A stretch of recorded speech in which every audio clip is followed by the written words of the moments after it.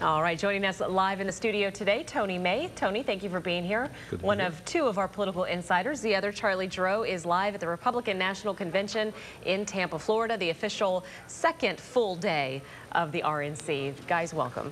Charlie, what's the buzz on the floor down there about Ann Romney's speech? Well, right now, the hall is very quiet, but in just a couple of hours, Rob, it's going to be very raucous, as it was last night when Ann Romney delivered what was really a spellbinding speech, not so much for its oratory, but for the human glimpse of her husband, the man that she's loved for many years, who's going to be the next president. As people are getting to know Mitt Romney, she was the perfect message deliverer last night and really laid the foundation for the rest of the week. It was a preview of coming attractions. I thought it was persuasive, Charlie, that, you know, people tend to believe that Mitt Romney is as he comes off on TV, which is a Mitford husband, but he seems to have real human qualities. He does, and she let them be known to the American people in ways nobody else could. So it was really a great start for the Republicans last night, both with Ann Romney and with Chris Christie. But there's much more to come tonight as Paul Ryan takes center stage in what is going to be a very loud and raucous hall. We definitely want to get to Paul Ryan in a second, but Charlie, you mentioned it, Chris Christie. You know, he's governor of New Jersey, one of those guys you never know what to expect when he gets up and speaks. How do you think that went overall? Chris Christie is an electrifying speaker. He's frankly much better when he's not on script. Last night his remarks were very scripted, very tight. It's not his best form, but he was terrific. He stuck to the script. He delivered the message that needed to be delivered. And as I say, he laid the foundation for what's to come later this week. I think he did a terrific job. I don't think last night could have been much better.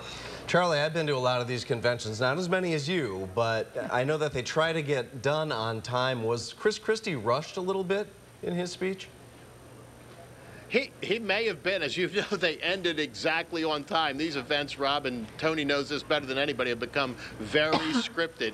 And last night it was exactly on time. It just took the buses an inordinate amount of time to get back to the hotels. Many Pennsylvanians weren't arriving back at their hotels last night until 2 or 3 o'clock in the morning. Not even enough time to party. I just wanted to give a shout out here to Bobby Jindal, the governor of Louisiana, who's not there. Is he getting kudos from anybody there that you're running into for staying home and taking care of business with the hurricane? He is, Tony. He is. He is, Tony, and that's a great question. He did the right thing. The people of his state are under assault by this hurricane. He did absolutely the right thing. He's got star quality and a very bright future. And I think last night he proved his dedication not only to his job, but to the people of his state in very, very positive and meaningful ways. I think that will pay and reap tremendous benefits for him in the future. Charlie, Isaac is really wreaking havoc on Louisiana right now. Storm is not moving, creating a lot of flooding. Is there any talk of any of the Louisiana delegation trying to get back home?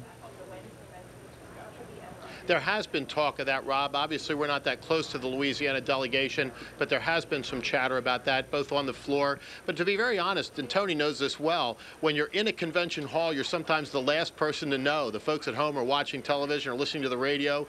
They pick up things long before the delegates on the floor. So there has been some talk of folks going back home and helping out their neighbors and countrymen in Louisiana, but there certainly are prayers from all of the delegates here in the hall for the folks of Louisiana. All right, a big night for Paul Ryan. He is set to speak. What's expected from his speech tonight?